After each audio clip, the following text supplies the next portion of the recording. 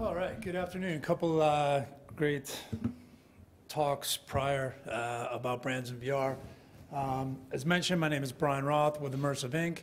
We are a VR and 360 video content distribution and discovery platform, as well as a monetization solution for VR content developers. Our technology is integrated into a few hundred VR experiences where we are showing advertisements as a form of monetization. In the month of December, I think it was about 1.5 million active VR consumers, mobile VR consumers, that we served our advertisements to.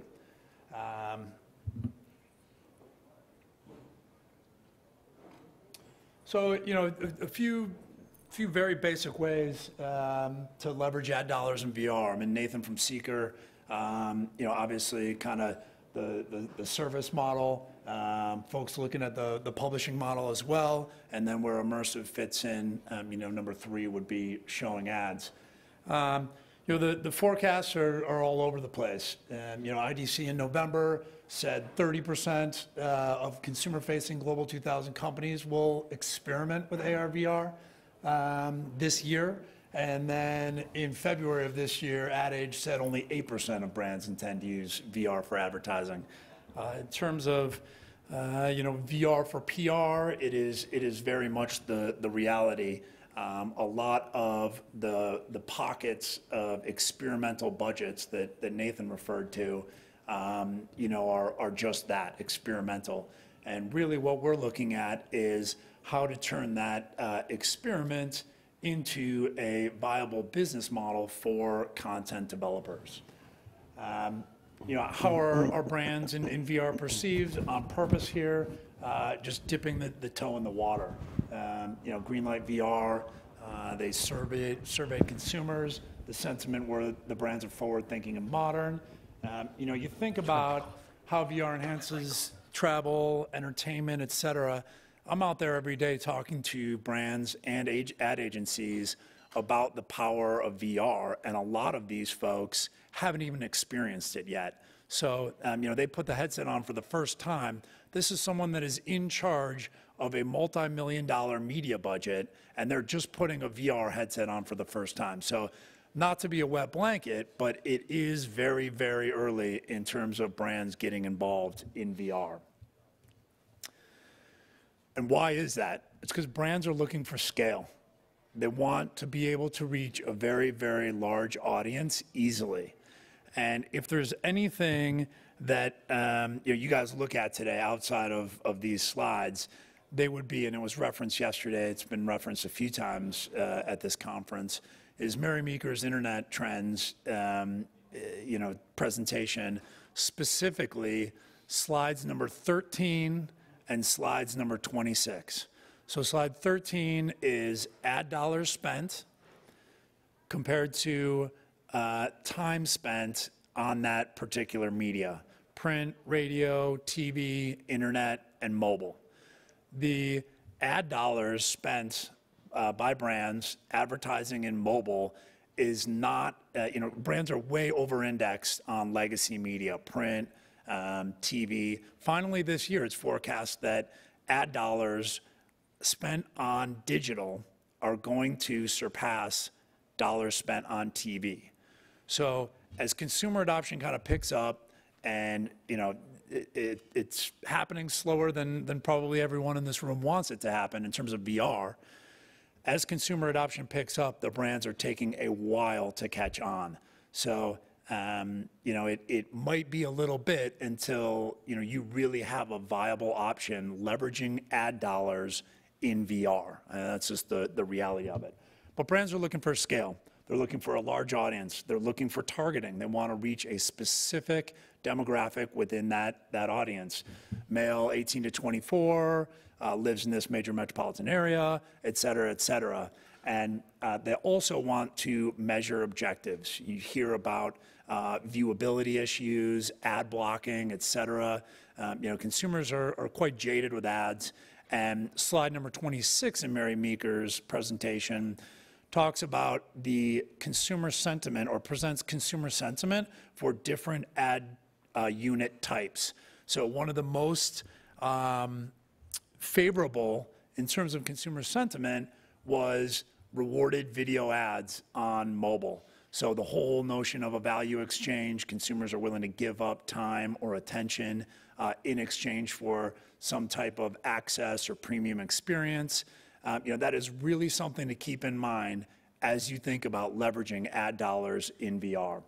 So brands and advertisers are looking for scale, targeting, and obviously they want to reach their objectives and they want those measurable. So you guys have seen all this. I'll just flash it for a second. 4.3 million Gear VR devices shipped in 2016. The smartphone user base this year is forecast to be 2.4 billion users. So that's just putting this into perspective. And again, not to be a wet blanket, but that's reality. Again, digital advertising finally surpassing ad dollars spent on TV this year. I think it might have already happened, or if not, it's going to happen, very shortly.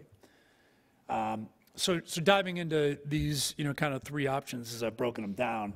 As a service, Nathan at Seeker kind of talked about this with his pyramid and the hi-hats at the top where, you are basically producing content. You're a production studio. You're creating content, work for hire. The level of creative freedom varies, obviously, whether or not, you have that or not, or you're maybe getting a brief from a creative agency, maybe not the media agency, but the creative ad agency, and they're saying, this is what we want built straight up. How much is it going to cost, and can you build it for us? Obviously, the formats vary in terms of branded VR content. The BMW 360 ad, I thought the Pepsi Max AR experience at bus stops was unique and innovative and quite cool. One of my personal favorites is Patron's tour of an agave farm. And then obviously Merrill, the on-site activation that Framestore did. Groove Jones is another organization or production studio, building these experiences for the brands. On-site activations, of course, Marriott, here's Under Armour, and the last speaker also spoke about on-site activations as well. Second model being a publisher, so you're finding IP for content to create it, whether that is utilizing Rick and Morty in this case, Sidekick VR. Now You See Me is, I believe, a show on. It's a show on television, but they kind of utilize that IP, whether it's licensing it and kind of extending the story, or again, just building a VR content is a model to leverage brand or ad dollars as well. You can find a sponsor or subsidized content creation. Nathan mentioned Discovery VR and their numbers. When you've got a large user base, it's a lot easier to get these brands involved to sponsor because they want that scale. So there is obviously an option. They can command six-figure dollar amounts from advertisers in order to get involved because their audience is big enough to do that. For an individual developer, an indie developer, building a VR, AR, a game and trying to monetize that, one, to command upfront dollars to have it be a pay-to-experience play is very difficult, especially with the free-to-play model taking over. But for an indie developer with a free-to-play app to monetize with ads is very difficult because the audiences just aren't that large, again. Or if you've got existing content like the MLB and having T-Mobile kind of extend their sponsorship of that event, is another way. And then, of course, you can show ads, whether that's product placement or leveraging a network such as Immersv, where we are aggregating demand sources, advertising dollars. We are out there selling to advertisers and placing those ads within VR experiences. Product placement, I could probably go on forever about it. I'm not very bullish on it. The audience reach is restricted to the particular app, game, or experience that the consumer is in. Typically, a code update or a product release, product submission to an app store has to take place in order for that to change or be updated, typically hard-coded in. And then again, advertiser objectives are hard to measure. How do they know how long, sure, you've got some heat mapping and eye tracking, and you know that the billboard was in the field of view, but was the consumer able to take action and really go beyond just an impression and back to viewability issues and kind of where the ad industry is? It's quite a big challenge. Yes, if I'm standing in New York, in Times Square and there are billboards all over, yes, it makes sense. It makes the environment look more lifelike, but does that help the objectives? It's a constant balance of advertiser objectives, publisher goals with revenue and monetization. So, product placement is not a model that I'm particularly bullish on for VR. So at Immersv, we've kind of taken a unique approach. Obviously, the transition from a VR experience into an advertiser's environment is a sensitive one. Pre-roll, sure, interstitial placements are all things that we actively have running out in the marketplace. This is one of our publishers, Cedar Point, and their roller coaster VR experience.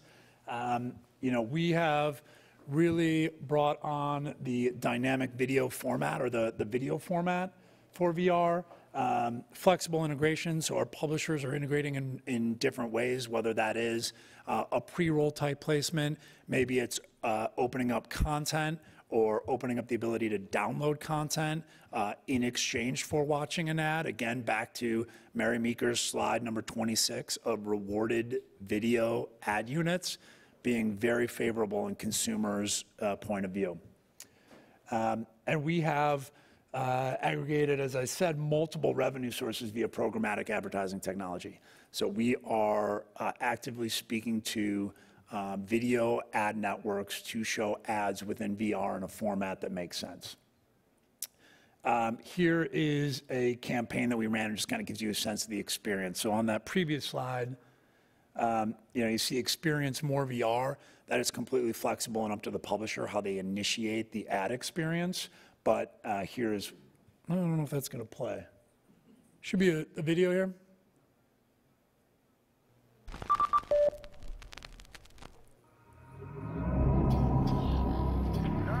Load your weapons. Watch your backs. There's one. As you can see, this is a monoscopic viewing format. You can look around in this theater environment, and we can customize that. We can take Unity assets from a publisher to make the look and feel more native or look like the consumer is still in the VR experience. And then at the end of the video, there are options for the consumer to continue engagement with the brand or advertiser.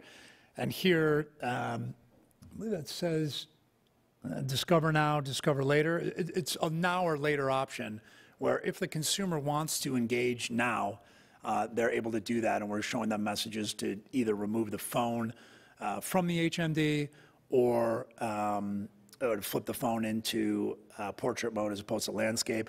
Discover Now basically takes, sends a message pops up saying take the phone out of the HMD, and then you're sent directly to the destination of the advertiser's choice.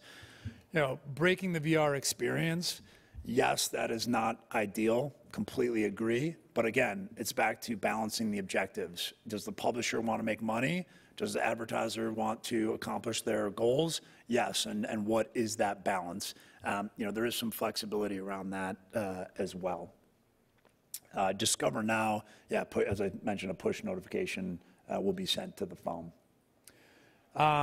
Here are just kind of some details. What really stands out for us and our platform in terms of some of the data we're seeing, that the completion rate for video is about 70 to 80% from view start. So we're seeing a lot of people sit through the video as opposed to other video mediums or video environments in which ads are shown. As well as the gaze-through rate, the 25% there. A lot of people are tapping or gazing through in order to engage with advertisers further. So it's extremely effective. Yes, there is, kind of consumers are enamored with the new format, but we're diligently working on maintaining those high engagement rates, making sure the ads are relevant, et cetera, et cetera. And as you see here, at the bottom, typical click-through rates for a mobile ad placement or a desktop placement, the click-throughs are much smaller than what we're seeing in VR. So we're really excited about that. This is just a campaign we ran for an owned and operated application, which you can see on Google Play now, if you care to take another look at what we're doing. Again, the post-ad exposure actions, on average, at 12.5% is just crushing other formats. So, it is a balance of the sensitivity of taking users into an ad unit, but it's also proven to be very effective for advertisers. Because of the audience, we do have a monoscopic 360 ad format. One thing, we do not require that advertisers have a 360 asset, so we're really trying to make it turnkey for developers to monetize by taking a flat, standard 2D video and showing that within a 360 environment. And again, the ability to customize that theater or viewing environment so that it matches the look and feel of the app. Again, here's what an end card looks like post-view, sending users to a destination of the advertiser's choice. There's a campaign from Mondelez. Again, we are not proponents of an interruptive ad experience. At natural breaks, you want to kind of show ads or the option to opt in to an ad experience. Premium, high price points, VR experiences, such as those on the Rift and Vive, probably not ideal for ads. And we see that 360 video, the completion rate is better if the video ad spot is over 30 seconds. Takes a little bit of time to orient yourself to the experience, and so we've seen more success with formats over 30 seconds. And not that I'm a Cleveland fan, and it's a little dangerous around the Bay Area to be showing this, but one last way to leverage ad dollars would be talk to my friends over at Dodo Case and have some viewers made for your brand or logo. That's about it. Thanks. Thank you.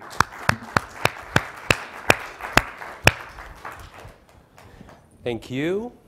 To keep things rolling along, next is Cyril from Tribe, who's talking about augmented messaging.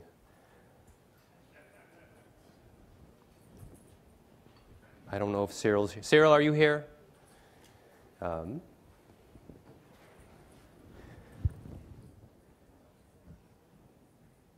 Nikolai, are you here? Nikolai, you ready to go, or? If not, we can have some questions. Do people have questions for Brian, by the way? Are you okay if you want to do a quick Q&A while maybe Nikolai can? Just in case somebody's coming to. Yeah, let's do some questions live so everyone can hear. Let's do that. Maybe while you spin up, but just be prepared in case Cyril doesn't show up. Okay. Yeah.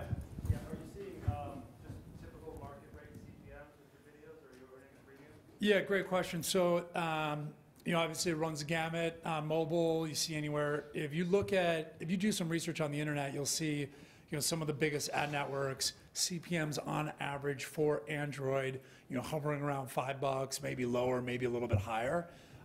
We are seeing higher CPMs as a result of the immersive format.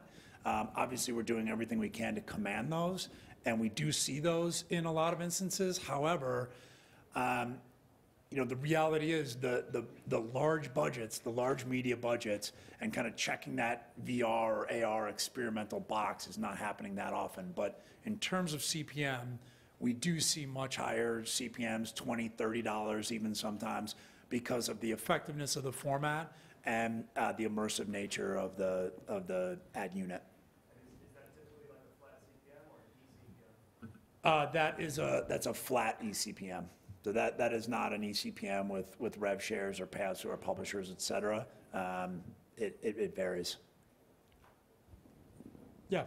Yeah, have you ever thought of, instead of developing specialized apps, doing web VR instead? And because there's already open language groups out there, like with Chronos.org, they have the Open XR standard, which already interfaces with Unity and a bunch of other platforms. But here, adhering to one of the rules is do not interrupt the VR experience. You would go through the web experience, queue them up to, all right, you're going to go and view VR, put on your goggles, and after the ad's over or whatever, you can still do in VR, follow through a 100% ad experience through a web VR browser on mobile. So that is possible, and they're already maturing that language, but have you explored that yet? Yeah, we have, and I think that, and this is coming from our engineers, which I am by no means an engineer. I think that some of the challenges that we're seeing are, particularly in a monoscopic format, is 360 video rendering in particular browsers or on particular devices. So I know that there are a lot of challenges there, but we are actively looking at, WebGL and how our format and ad experience can render in that type of environment. Yeah, it's definitely something that we're looking at on top of interactive additional elements within the viewing environment. So let's say there's a character next to me, a Coca-Cola bear, et cetera, that kind of winks at me and cheers, whatever it may be. We think that there's a lot of opportunity there. And at the end of the day, for publishers, it's all about ultimately the yield that ad experience is giving them, whether it's fill rate, whether it's numerous ad placements within an experience, et cetera. So we are aggressively looking at all of those. Anyone else? All right, thank you.